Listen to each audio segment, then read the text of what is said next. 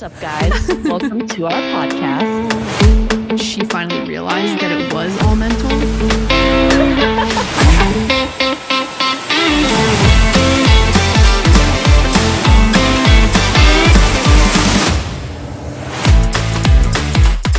All right, we're back. This week has been filled with lots of news. You know, we got the Alex Earl, Alex Cooper drama going on. You know, as podcast co-hosts, we were like, oh, this is Very invested.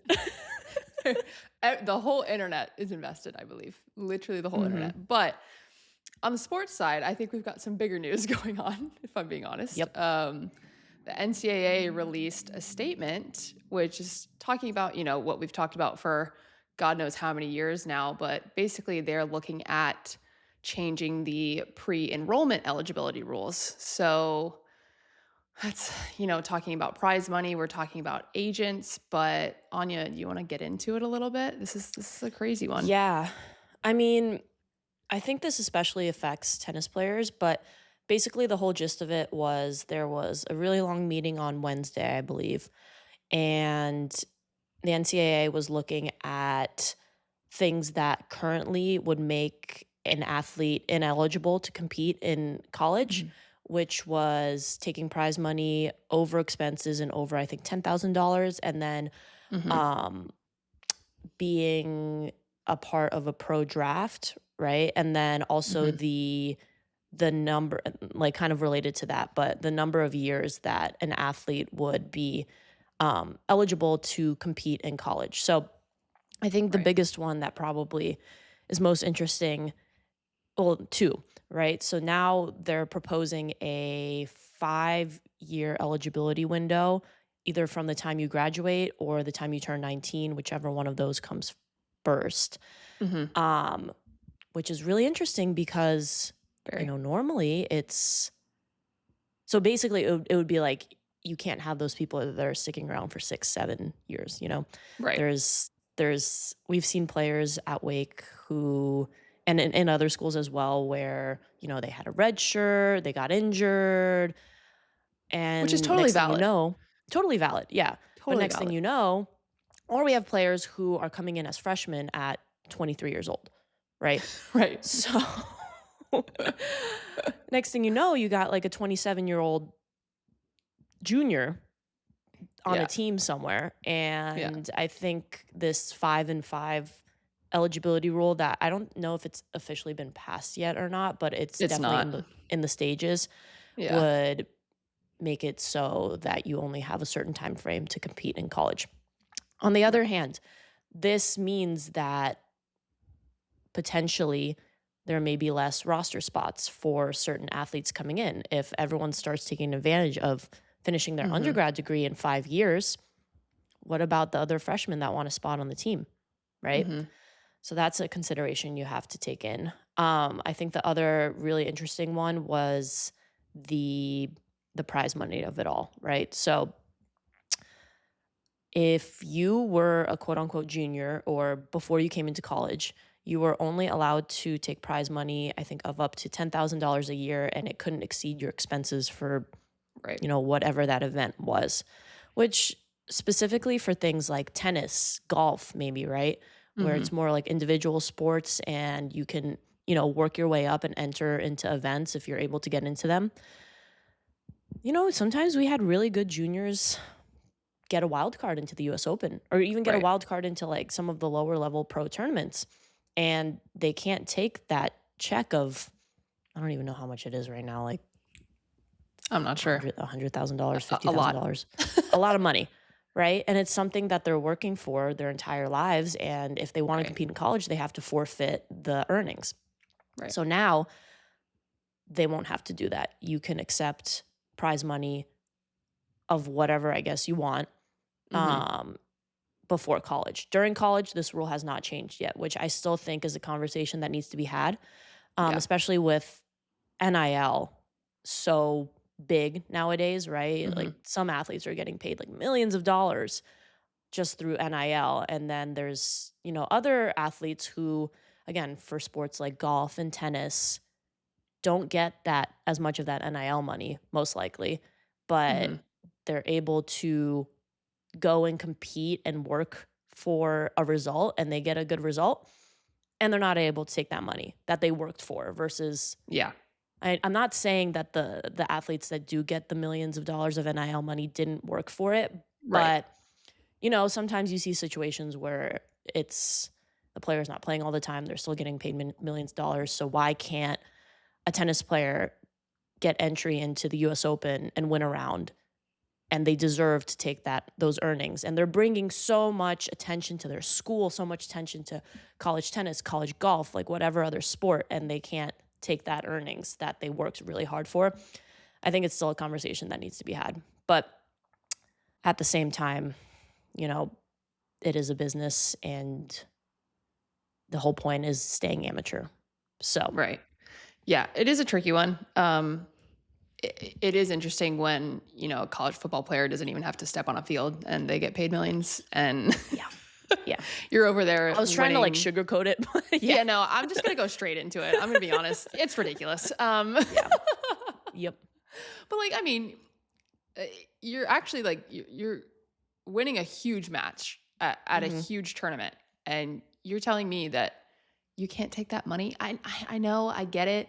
I get the whole amateur pro thing debate and all of that. But I mean, now if you're letting people that are not even in college yet take the money, what's the harm in letting college players take the money? hmm I don't understand that one very much, so I'm wondering if they're just going to circle back to that. And I also, with the whole 5-year thing, it's like, okay, well, let's think about how that works. And again, they've put exceptions for um, pregnancies, military hmm service, or like religious missions. That's specifically what they put in the statement. They didn't say anything about red shirt injuries or anything like that. So are we completely getting rid of that? I don't think that would be fair in the slightest. No, I completely I agree worry with you. about that a little bit because I mean, for example, for girls, it's very very common to like let's look at like soccer players and in women's sports, it's very very common to tear your ACL. And it's very easy to re-tear your ACL. And that could be a whole nother, 8 months on top of another 8 months. So that's 2 whole seasons. So then it's like, okay, well, that seems to be a pretty legitimate reason for me to get a red shirt and have more years. You know what I mean? So that is a little bit of a weird one. And I also feel like it's like, okay, well, are colleges going to have to be giving out full 5-year scholarships? How is that going to affect colleges financially? Exactly. At the end of the day, again, It's a lot I of know I money. keep saying this, but it's a business at the end of the day. Right. So how is that going to affect them financially? Are scholarships going to not be as many full scholarships for Exactly. certain teams, which that would affect the athletes too. Yeah. Um, I could not have gone to Wake Forest without a full scholarship. I'm sorry. yeah. It's like $80,000 a year minimum. Like people can't go to My school master's without that. degree, get out of here. Yeah. Like, Exactly. Like, I mean, some people legitimately cannot go to school without having a full scholarship. So I do wonder how that's going to affect the colleges and also the athletes coming in financially. yeah. But also, shout out to Reese Brightmeyer for actually like Boo boo. doing this whole settlement against the Mhm. NCAA because This you is got what some, kickstarted it, right? right. Like it really gained some momentum and kickstarted it. Um, Again, like we said, I think there's more that can be done for like current collegiate or athletes who are in college and the prize money acceptance and things like that. But Right. these changes hopefully are just the beginning of a lot of changes that, again, might make it better for college athletes. Um, the one other point, or I guess the two other points that I kind of briefly touched on with this decision is again the pre-enrollment athletes is what they're calling them. So athletes who before college are now able to sign with agents, Mhm. which is really interesting. Um, and the other one is the draft. So I think before prospects or pre-enrollment athletes were able to register to be a part of professional drafts, right? So like leagues have drafts and things like that. I think now they're gonna be required to opt out of those drafts, except for the drafts such as ice hockey and baseball where there is no opt-in, opt-out option. Mhm. Like, you can't choose whether or not you're in the draft. If you're a prospect, you're a prospect, and you might get drafted. Right. Um, so yeah, those are I think those are the 4 main changes: the draft, the agents, the prize money, and then the years.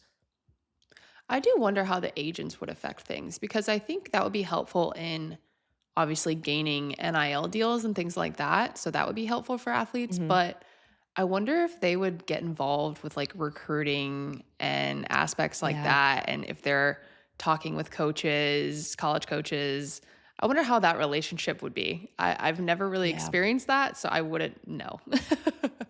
Yeah, I have no clue. I was wondering that too, because again, the agents are mostly for NIL purposes, right? Right. Or again, your pre-enrollment, so just whatever sponsorship purposes. But Hmm. then obviously nowadays, the school you go to, sometimes a lot of it depends on how much NIL deals you can get out of it, Exactly. right? And before it was Exactly. athletes or parents, whatever, trying to figure that out on by themselves. But now is it Hmm. going to be through an agent? Again, it's like you run the risk of it just becoming a money over everything type of Yeah. situation. Yeah. But it does help to have that support for athletes. Yeah. It'll be interesting. It'll be interesting to see how it all plays out. Yeah. And I'm curious if they're just going to keep adding and adding to the statement and keep coming out with new things in the summer for the next year and things like that. But yeah, that was the big news this week. But I think in this episode we're really getting into confidence and how it affects performance and things like that. And so we'll get into what confidence really is, what that looks like, on a daily basis, what a lack of confidence might look like, because Lord knows we know how that feels like. Mhm. We'll get into a little bit of confidence and theories in sports psychology. And then finally, we'll kind of get into how to actually build confidence, which is very important, especially for those people that are going into college. Mhm. But yeah, if we look at confidence, I mean, really it's just a belief in yourself, right? A belief in your ability. And I think when you're looking at sport, a lot of it is your belief in your ability under pressure situations. Yep. And so, for me and in a lot of sports psychology research, confidence and self efficacy kind of go hand in hand. So when I look at confidence, I'm looking more at just a general belief in yourself. And when I'm looking at self efficacy, we're very much looking at a specific task that you have confidence in, right? So Okay. you kind of look at yourself and say, "Hey, I feel good. I can hit this shot," or "I don't feel good. I can't hit this shot." So, we've talked a lot Big about fan of the second one. yeah, Just yeah, we'll get kidding. into that.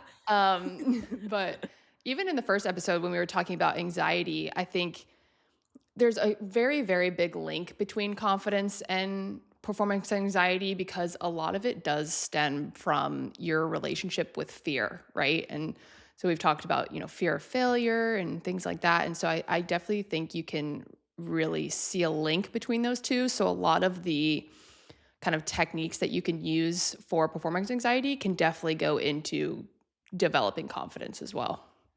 Yeah, for sure. I mean, if you think about it, when you're more confident, you feel more sure in yourself to make the play, hit the shot, whatever, versus anxiety, you're not sure of yourself if you're able to make the play, hit the shot. So they definitely Right. go hand in hand. I think confidence is such a like tricky thing sometimes though, because you run a fine line between, okay, I'm underconfident, so I have performance anxiety, Hmm. versus I'm overconfident to the point where I might be arrogant Yeah, and overestimating my abilities and maybe not preparing enough for certain things. This happens in right. like the workplace too in your everyday life. For And sure. then you underperform again because you were overconfident in your abilities. So you need to like walk that fine line and find that perfect middle ground of, you know, I am who I am. I know what I can do in my abilities. I know I can trust myself in this situation, but you're not walking around with like an inflated head, right? Of Right. like, I'm the best. Not that like people, some people are, I'm the best, and Hmm. that's good for them, but not overestimating your abilities, right? Right. Yeah. And I think it's very obvious. There's times when, you see people out there and you can tell when they're confident versus arrogant. It's like, okay, you can tell that they truly have a lot of just trust in themselves, whereas some people are just making it a bit of a show. You know Hmm. what I mean? Like, and I Yeah. think that eventually kind of comes back to them at the end. But I was going to ask you, who do you think, like, in the public eye exudes confidence? Like, if you had to pick out like a Mm. role model that's very confident, who do you think you would choose? Hmm. I mean, hmm, I think in the tennis world, like Sabalenka is super confident, right? Yeah. Like yes, she'll have her, little bouts of self-expression where she kind of just, Mhm. loses her mind a little bit. But She's gotten I better think with it like, though.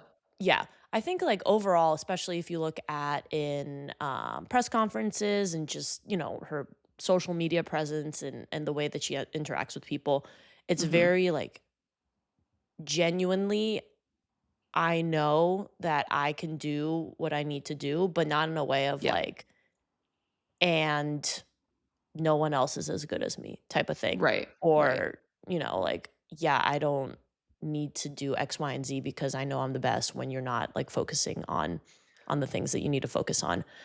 Yeah. I'm trying to think of like also a non-athlete that would be interesting. Who do you But think all exudes confidence? Mhm. I was just gonna say Sabalenka, it's not an arrogance. Like, Mm-mm. she has such a good personality that it's like a swagger, but not an arrogance. Yeah. And like, she's so confident in what she does, but she also is so big on preparation. Like, I've listened to her mental and physical Mhm. performance coach talk about their process and everything like that. And it's down to a T. Like, they're constantly working, even if they have like a off week. Like, it's never an Right. off week. So behind the scenes, like, she's doing everything that she needs to do to be confident. And Um, she's earned the right to have that swagger in the right. public eye because she's able to back up her She's backed it up. confidence Oh with her yes. results, right? Oh Versus yes. people who are like, yeah, well, I know I'm the best, but like my team, Yeah, no, she's got the stats to back it up. But yeah. I think this is the most random example, and I think it's because I just saw it very recently. But have you ever seen the video from the Emmys when, like, Amy Poehler, Edie Falco from The Sopranos, Tina Fey, Melissa McCarthy, Martha Plimpton, and Laura Linney, which, Mhm. by the way, what a lineup. What a freaking lineup. And it was the video where they're all getting called out for their nominations for their Emmys. And just like the camera pans to Amy Poehler because she's first, and she just gets up and walks to the stage, and everyone's like, what is going on? What Because is she that's doing? obviously not what they normally do. Yeah. And obviously, this is pre planned, but they still did it. And so one by one, they're each going up to the stage, acting like they're at like some pageantry like type thing.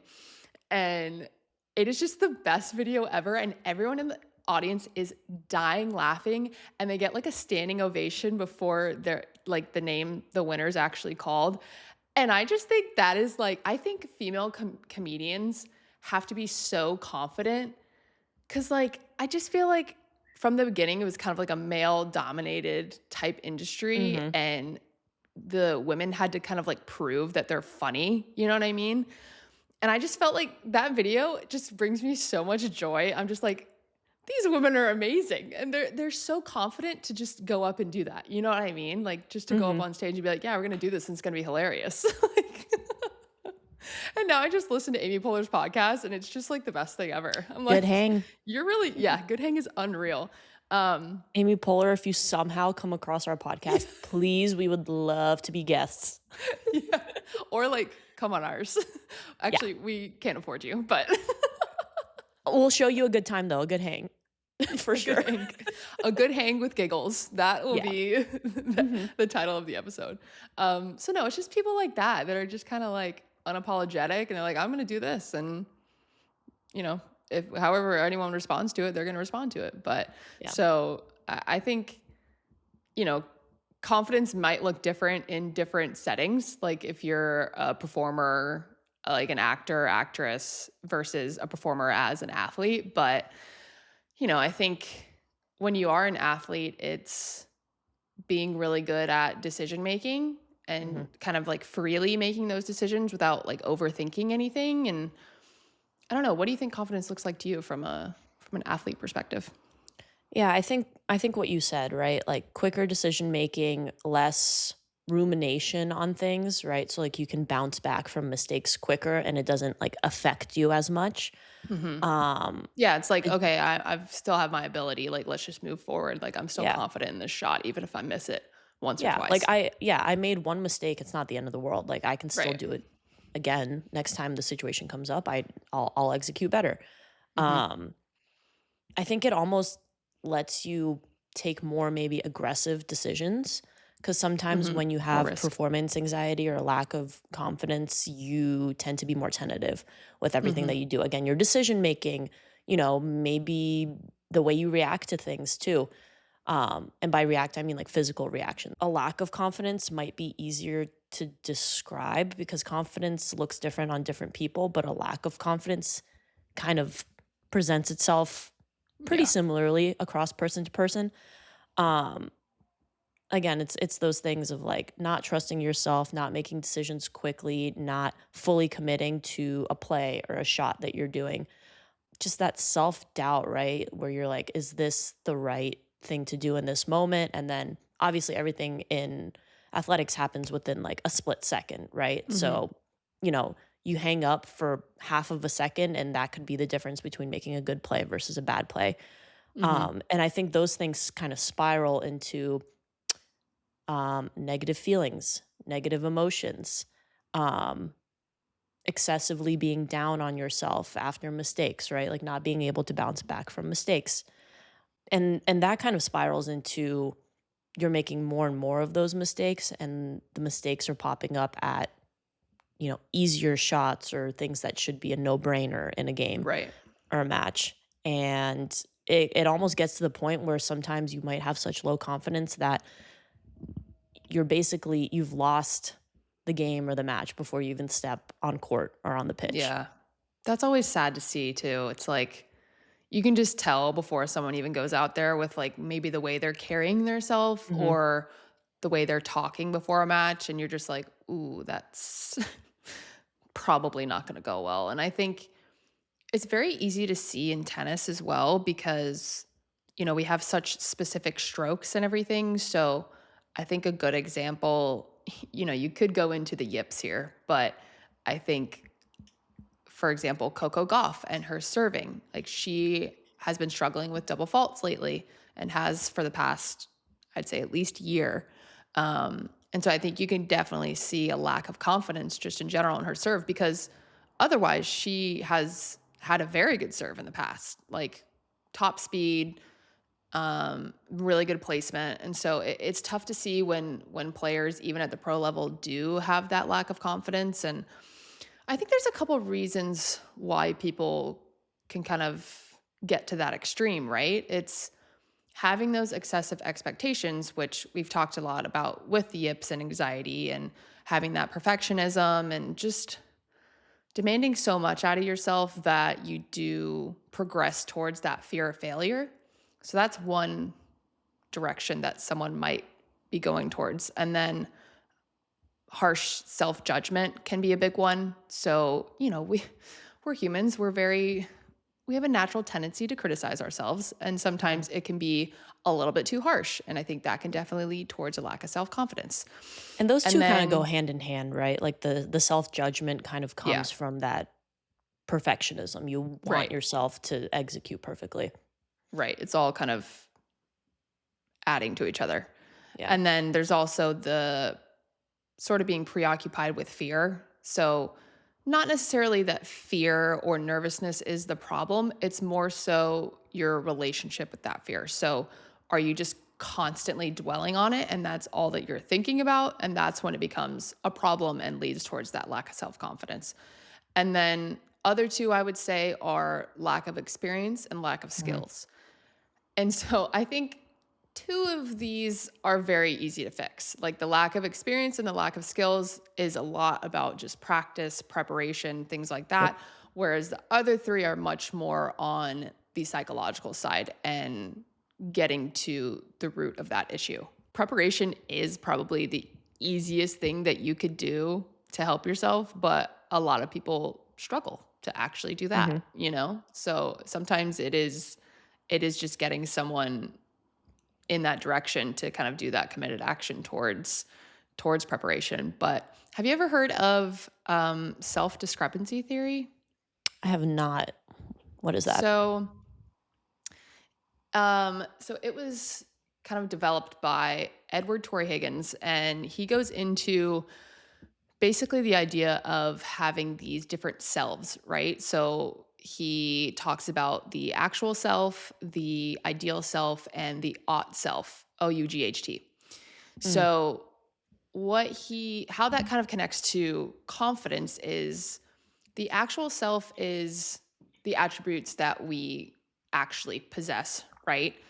And then the ideal self is our attributes we would like to possess. And then the ought self are attributes that we believe we should possess.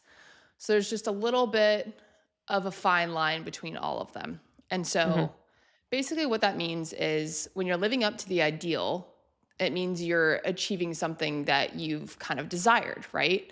And then whereas if you're trying to live up to the ought, that usually means you're trying to avoid some sort of like disapproval, whether that be from, within yourself or from others. That gets a little bit complicated.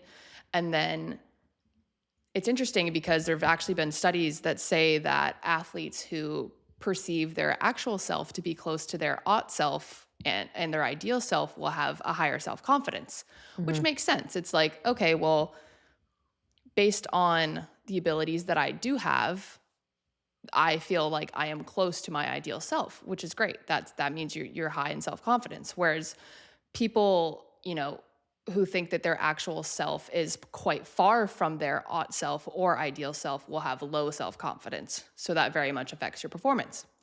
And so it's really that gap between the actual and the ought self that is going to lower an athlete's self confidence. And so a lot of people talk about this gap, this confidence gap, and waiting until the day that you feel confident before you start doing what actually matters to you. Mm. And I Yeah. think that's pretty powerful.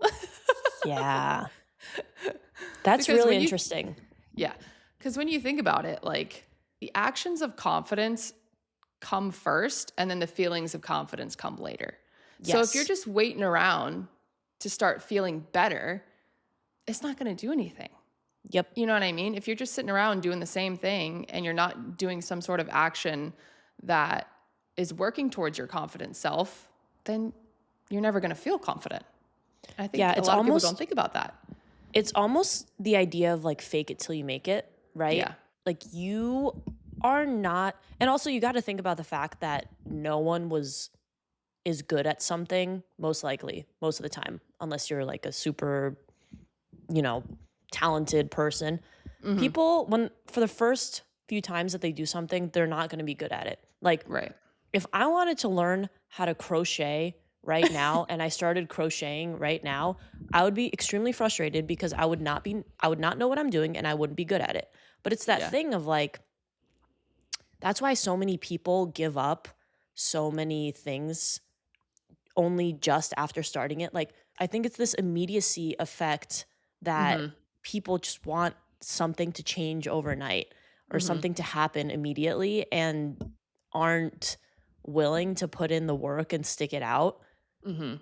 to see the actual results. So again, like the fake it till you make it idea in my head is like, you're not confident, you don't believe you can hit that shot. Well, you just got to almost pretend like you are confident and at least go try and do that shot Right. or make that play. Right. And if it doesn't work out, it doesn't work out, but you go out again and you try to do it, right?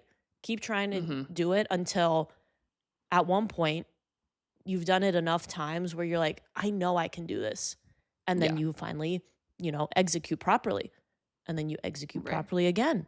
And then that Mhm. starts to build up your confidence because you do have um that like bank almost that you can look back on and be like, no, I have started executing this properly.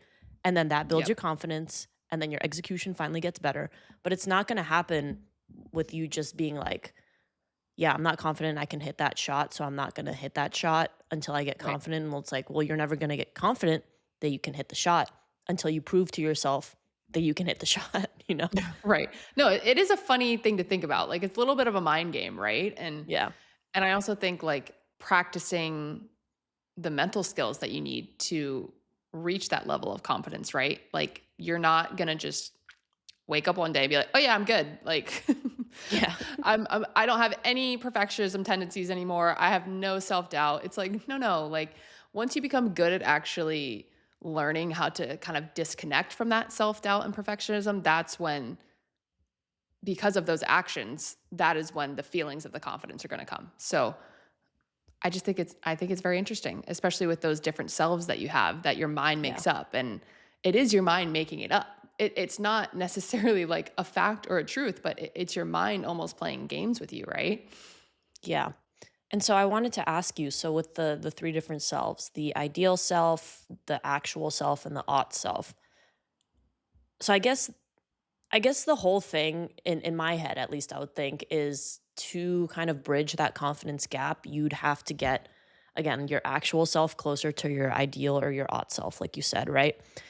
Is that more doable by I guess there's two ways I see it, like, and Hmm. which one is better is what I'm asking. Like Hmm. getting your actual self more prepared and therefore like raising the skills of your actual self closer to the ideal and ought self, or managing your expectations a little bit better and bringing that ideal and ought self a little bit down so the expectations aren't as realistic. So I think it's tricky. I think managing expectations is very important because having goals that aren't realistic is just going to completely lower your self confidence all the time, right?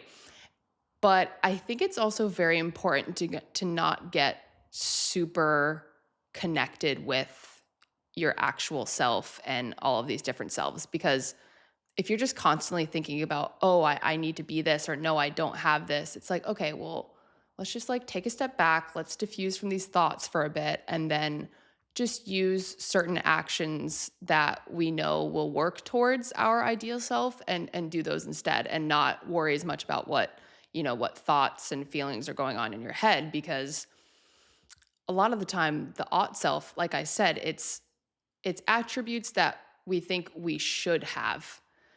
And so it's like, again, it's a little bit of a mind game. And, we always want to work towards something better, like the ideal self, but we don't want to just get bogged down by those thoughts and feelings. And so I think the most important part is, again, just, taking your values and taking committed action towards a self that is more confident, but in a way that is realistic and helpful, to the point where it's not, dragging you down every time you make a mistake or something, or you have some sort of setback, right? Yeah. No, that definitely makes sense. And again, I think that kind of goes into the some of the techniques that we're going to go into in a little bit. Like there have been multiple studies done, and again, like I understand it's hard to measure the effect of confidence on Mhm. people. Like you can see it with the plain eye, but how do you measure it, right? But there have been Right. multiple studies done where they're showing that people who had more confidence in themselves tended to have increased performance anywhere from like 4 to 6%, right? So again, small number in the grand scheme of things, but if you think about it incrementally, that extra 4 to 6% of increased performance could be what gets you over the hump in a match, or could be what Mhm.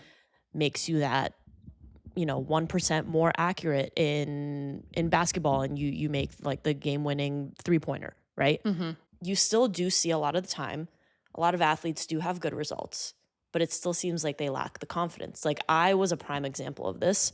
If I like I feel like I was a good athlete in the juniors. I was a good athlete in college, but I had a confidence issue kind of like my entire life, specifically Mhm. related to tennis.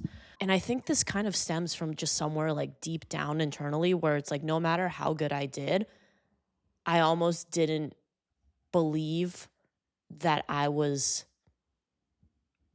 worthy of that result, that I was like worthy of being there, that, maybe like the result I had gotten was a fluke.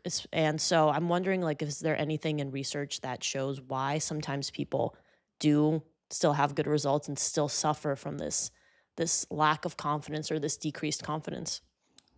Do you feel like you had almost imposter syndrome? Maybe, yeah. Yeah, because sometimes I'd be like, it would ebb and flow, right? But there were certain Mhm. times where I was just like, I shouldn't even be on the same court as this person, or I shouldn't be in this situation. Like, how am I here, when I can't hit a backhand, I can't hit a backhand. I can't, Mhm. execute this. Like, why am I still in this match? Like, how am I in the quarters of this tournament? Whatever. Um, Mhm. and then that kind of like leads to a lot of, again, doubting of decisions and like internalizing of things. Mhm. And sometimes I'd, make it through the match and make it out, but sometimes it would obviously affect it. And then it would almost like confirm that lack of confidence, right? When I would Mhm. finally get that bad result and be like, see, I knew you weren't meant to be here. Mm. You were just waiting for that moment to Hmm. kind of tell yourself, like, "Told you so." Yeah. Interesting, because you did have great results in juniors and things like that. So that wasn't really the problem, because a lot of the time I would say, like, "Hey, like, let's go back and, like, let's get the evidence that you can do this." You know what I mean? Hmm. Um, so I think that is interesting that even when you're getting the results, you're still like, "Should I really be here?" Um, I still and so have I the same think thing at work nowadays too, where it's really, like people tell me I'm doing a good job, like all this stuff. And I'm like, you sure? Like, I mhm, don't feel you're just like, always questioning yourself a little bit. yeah. And that Interesting. probably is just something internal in myself that is just like deep down personality wise, Yeah. things that I need to work Well, on myself. Cause different people, like some people just innately have more confidence in themselves, and right. some people just innately have less confidence, less self esteem in themselves. Like, I think Mhm. not everyone is like born the same way, maybe, or it's a Mhm. product of how like your environment is and things like that. So I Yeah. think it definitely comes from that because again, like in the back of my head, I know I'm smart. I know I'm doing a good job. I Right. know I'm performing well on the court. But for whatever reason, I'm like self sabotaging in my head. Right. Um, guys, this has turned into a therapy session for Anya. Yeah, Just sorry. no, but it's great because it's giving us like a true, real example. And I think that's interesting what you said, because when you say people have innate confidence, I think that's interesting because I think it's also huge with your environment and how you grew up and how many sort of or how many external sources you had of confidence, like, so it's a little bit of that nature versus nurture debate, and so I think that is a huge part of, do you have those internal and external sources of confidence, because there is so much research on, do you have kind of a multi-dimensional confidence base? Like, can you turn to Mm, certain things if one thing goes wrong? Do you have another thing that you can turn to that's going to keep your confidence going, right? And mhm. so it could just be kind of having a lack of those internal and external sources. But I also think it would be really interesting for you, Anya, if you almost build a sense of awareness. So if you kind of looked at yourself and you said, okay, how would you behave differently if you had confidence? Or what things would you do differently if you did have confidence, Mm. right? I just think that'd be really interesting for you to try one day. It's just like, okay, let's ask these questions. And you could even like take it back to your younger self. Like, what would I have done if I had confidence back then? And at work, what could I do now what behaviors could I do now if I had confidence? You know what I mean? Yeah, not keep an email open for 40 minutes rereading the same 2 sentences over and over again to make sure that I wanna send it before I send it. That's definitely one of Yeah, those. it's a good example. Yeah, I'll connect with you offline, Peyton. We'll book a Yeah, therapy please session. do. Yeah. But no, it's so important because you're giving us a real time example and people go through it every day. And so, when you were growing up, do you feel like you did have a lot of sources of confidence or kind of what would you think? Mm, Like I'll give you yeah, examples. So, an internal source of confidence could be like I believe in my abilities, right? I believe in my ability to hit certain shots and win this match, right?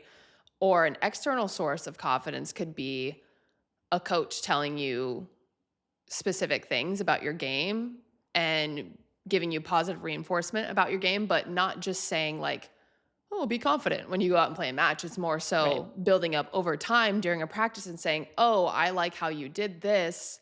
And it's more focused on the actual process than the result that you got, right? Mhm. Yeah, so I feel like I had those external sources of confidence, but I think the internal just really battled with that. Like, Mhm.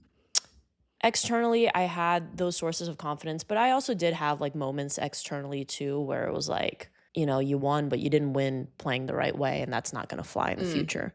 And that Mhm. probably started getting in my head a little bit and affecting that, like, internal sense of confidence, and I feel like the internal just after that, like, really took over of, like, no matter what anyone told me externally, I didn't believe them, you Mhm. know? Mhm. Um, so again, So I you think were it's mhm, sorry.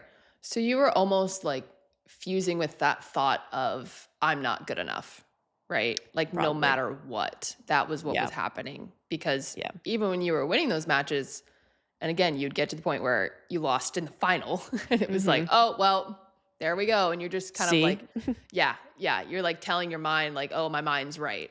So I Yeah, think it would have been interesting when you were like a junior if you had worked on almost kind of diffusing from those thoughts a little bit and kind of disconnecting from that and not holding on to that. And I think that does kind of get back to your actual self, your ideal self and your ought self.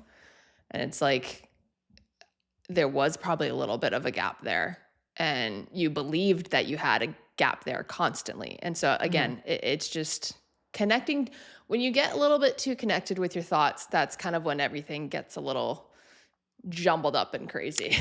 Yeah, yeah. Like I said in the beginning, like, it's walking that fine line, right? Like, Yeah.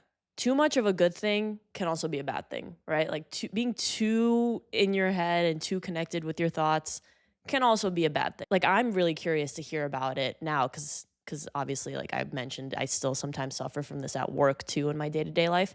But Mhm. you touched on it a little bit, but how can we actually go about, like, bridging that gap and building that confidence, right? So we talked Mhm. about, you know, those internal and external awareness and sources and things like that. What are some other ways that we can or techniques that we can utilize to help bridge that gap and build up a person's confidence? Right, yeah.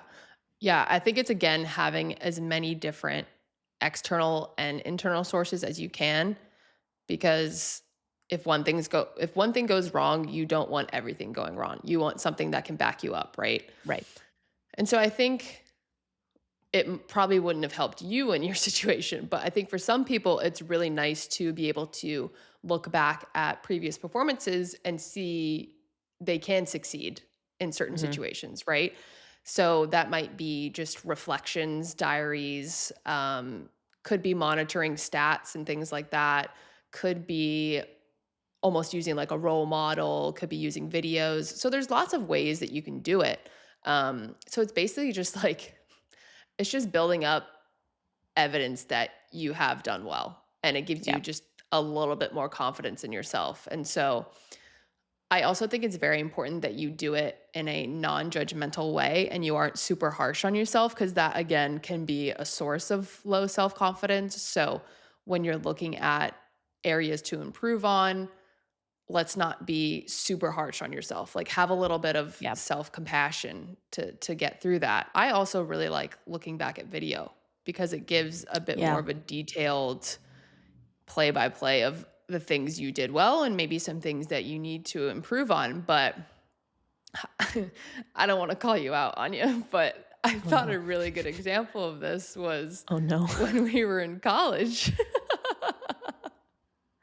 um, so our senior year, that was senior year, I think, right?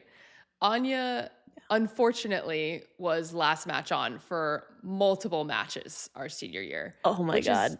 which is Speak about a confidence like drainer. yeah. I lost all of This those is what matches, guys. this is why I wanted to bring it up. Because so again, for everyone that doesn't know, in college matches you play to 4. There's a doubles point that only counts as 1 point, but then you need to win 3 more singles matches to close out the match. And so there was like a run of like 3 matches maybe that Anya somehow was the last match on at 3-3. I felt so bad for you, by the way. I was over there. I was like, And we were come on, playing Anya, like come on. top 5 teams every single Oh, time. yeah. So it's like Like, it would have been massive wins for our team. it would have been, I'm so sorry. I should not have brought this up. It's okay. It would have No, no, been no, it's fine. huge wins. I'm over It it would have now. been huge wins. But, but you were playing line 2 at that time, right? I think I was 3. Okay. 2. I feel Yeah. like you switched between 2 and 3 senior year. Yeah, So something like that. Anya was at the top of the lineup.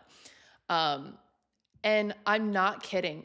You played the points perfectly. You played them so well. You and our assistant coach had a great relationship and had great plans going into, match points or, the last games of those matches. And I remember seeing it. I watched it. And you played great points, but then these players just hit these insane shots that they didn't hit for the entire match. I was just like, I remember looking was over like at Andy and like at you guys, just being like, where did that come from? Like, are you remember for when we talked about real? slang? Treed. Yeah. They were treeing. Like It was after- so unlucky. Man, that was so bad. Anyways. It was so unlucky. But I did have a point to bringing up this story. Mhm. I think it would have been great for you to look back at those matches and, our assistant coach would literally say, hey, you did everything right here.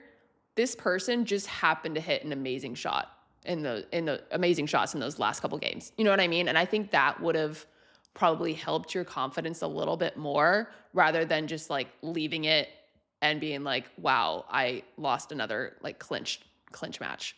You know what I mean? Like, I just feel like looking back at that and seeing how well you played and evidencing that would have just been so much better than just kind of leaving it and pushing it to the side.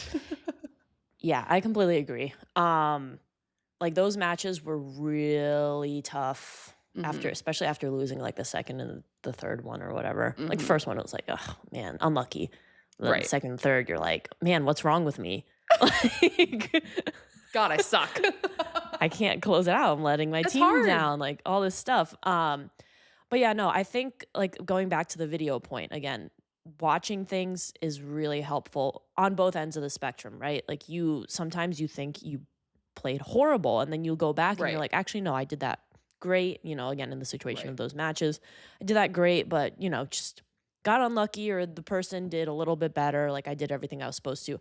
Or on the flip side too, sometimes you think you played great and then you go back and look at the video and you're like, oh my God, like what was I doing there? Yeah. So it's You're like, I just got good so to build lucky.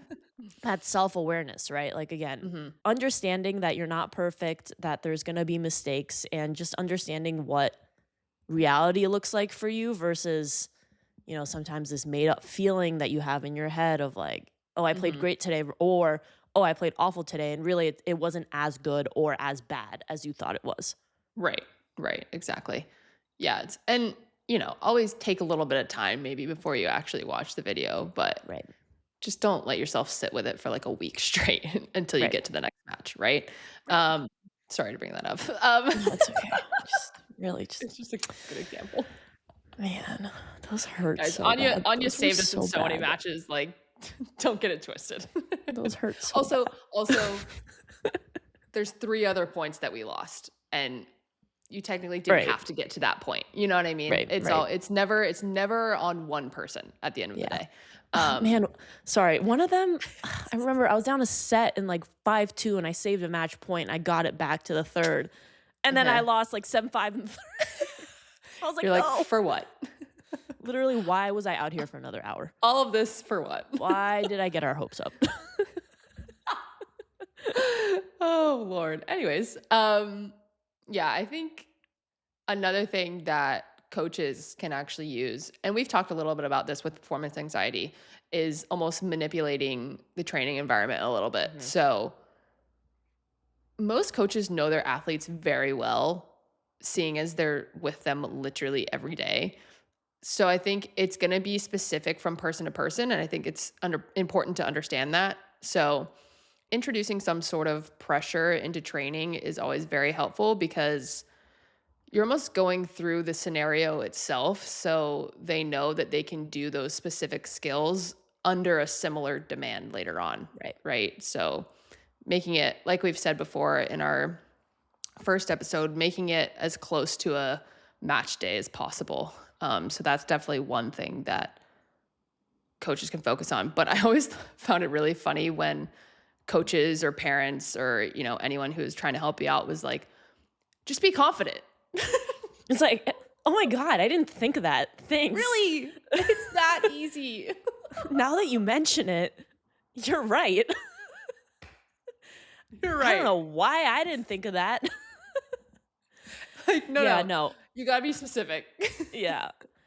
Yeah, I think that kind of goes along with, again, what we've been saying, like the whole preparation point, right? Like, Hmm. yes, there is the mental aspect of it, but also preparation plays such a huge role in helping develop a person's confidence, right?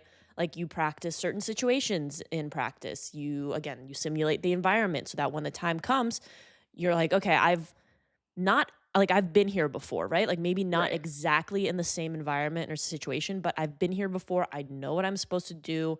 And it kind of takes away almost that decision making, which can freeze people up, right? Hmm. Um, and then also just kind of more general like preparation of like, if you know that you put in the work, again, we talked about with Sabalenka, you put in the work, that you've done the things that you need to do, and there's, Hmm. no other lingering doubts or second guessing in your mind as to I've put in as much work as I can and I've prepared as much as I can for this point, and now it's kind of just up to, whatever happens versus sometimes when you're like in a situation you're like, "Oh man, I really wish I'd prepared a little more for this," or even if you're Yeah. studying for a test, you're like, "Oh, I should have studied a little more of this," or spent 10 more minutes on this, and then you start getting in your head again and Hmm. creating that whole negative spiral. Hmm. So I think preparation is just really key more in the like physical execution part of Hmm. confidence. And then you got to pair that with, the mental, psychological things. And it just really Hmm. helps strengthen that confidence. Yeah. I think it's as simple as making a match day plan. Like, Yeah. you know what I mean? Like you're doing everything you need to do and not making it super strict so that if you don't get to something, you don't absolutely freak out. You know what I mean? But having like a set plan of like, okay, I'm going to do my stretches at this time. I'm going to listen to music at this time. I'm going to do Hmm. my warm up at this time. So just having that in place. So one, you don't have to really worry about 10 other things before the match, but also just again, knowing like, okay, I've done everything I can do. So Yeah. now I'm just going to play. Right. Yeah. Like Um, I've gripped my, yeah. rackets perfectly the way I want them Right. to. Like I've laced up my shoes the way I want them to. Like I've Right. I've filled up my water with electrolytes the way I want them to. Like that Hmm. also all goes into like the match day plan and the preparation aspect of it. Yeah. Um like my dad says this quote like at least once a week in relation to like various things, but like you look good, you feel good, you play good, right? Like Looking 100%. good is part of preparation too. Like, Oh, yeah. again, Yeah, I would always have to do I kind of, like, switched my styles throughout college. Like, at one point, I was wearing a you did. hat. At one point, I was wearing a bandana, which was ridiculous. And We another were wearing point bandanas together. Do you remember? That yeah, was a good time. We should have done that more. it was fun. And Yeah. then at another point, I was wearing a visor. So it was like I had to have that in a specific way or else I'd be thinking about it. You know what I Mhm. mean? And so it's just Yeah. the little things that you need to make sure you have down before you actually go play your match. Um, but I think, if we're talking specifically and going back to, those reasons why you might have low self-confidence, I think if the issue is, let's say, the preoccupation with fear, right? I don't think confidence is the absence of fear. I think it's more so, again, you have a transformed relationship with fear. And so it's not the fear itself that's actually holding you back, but it's sort of your attitude towards the fear. And kind of like I was saying with you, like, are you letting your thoughts of fear take over and Mhm. distract you from the task at hand? Or can you use it almost as a source of energy in that Mhm. situation and harness that energy and actually use it towards your benefit? And I think Olivia talked about this in our episode together where she was talking about her nervousness and everything and how she was automatically going to a worst case scenario. And then she was like, wait, I can actually use this like for excitement. Like I Yeah. don't have to, go complete doomsday on everyone. You know what I mean? Yep. So I think don't treat fear as your enemy. Use it as kind of something that can help you. And again, when you get caught up in those thoughts and it's not the fear, it's almost like the worrying that you're doing. And rather than just getting so stuck on that, it's almost like, again, do those actions of confidence first and do the sort of constructive problem solving that you can do. And you can kind of ask yourself, like, what can I do that's gonna help me effectively deal with the situation at hand? Yeah. And I think the key word is effectively. So Yes. you can do a Yeah. lot of things, but they might not be effective. Anya, I think we should work on self-compassion. I think you need some Yeah. self-compassion in your life. I think you're too hard I on think I yourself. do. I think I do. I think I do. I think I do. Kidding, guys. I'm not crying. That's what we're gonna get into after the episode. We're just gonna have a quick Yeah. sesh. um, yeah, no, and I also think it's nice that you can also be a source of confidence for other people. Yes. We're talking about the internal and external sources of confidence and having, multiple different sources. And I think being on a college team is so fun because you can be that source of confidence and, celebrate everything that you can with your team, the big and the little, Mhm. because that's fun. It's just fun. Yeah. And it makes people feel better at the end of the day. I think also just being around other confident people and feeling like you're helping other people be confident Yeah, helps you in turn also be confident about for yourself sure. too, because it helps with your self-esteem, which self-esteem affects confidence for Mhm. sure. I feel like when I was with our team, you almost like walk a certain way. Or Yeah. you're like, yeah, You're like, this is "Yeah, I us. got the swagger." Like if we're walking through the airport with our uniforms and Yeah. everything, and people are like, "Oh my god, they play for Wake Forest." Mhm. Like, We're don't like, lie. "Yeah, we Don't tell me do." that y'all didn't think that was cool. I thought it was cool. I thought it was cool. I liked wearing the matching outfits, feeling Anyways. like we're part of the team. Yeah, like you just Um, have that. And that's part of having confidence is like you feel a part of something, right? Anya and I are gonna go have a therapy session now. mhm. Yeah, this episode really uncovered some things about myself that think I really, need to work on. really opened your eyes a bit, I think. Yeah. Thank you all for listening, and we'll see you next week. See ya.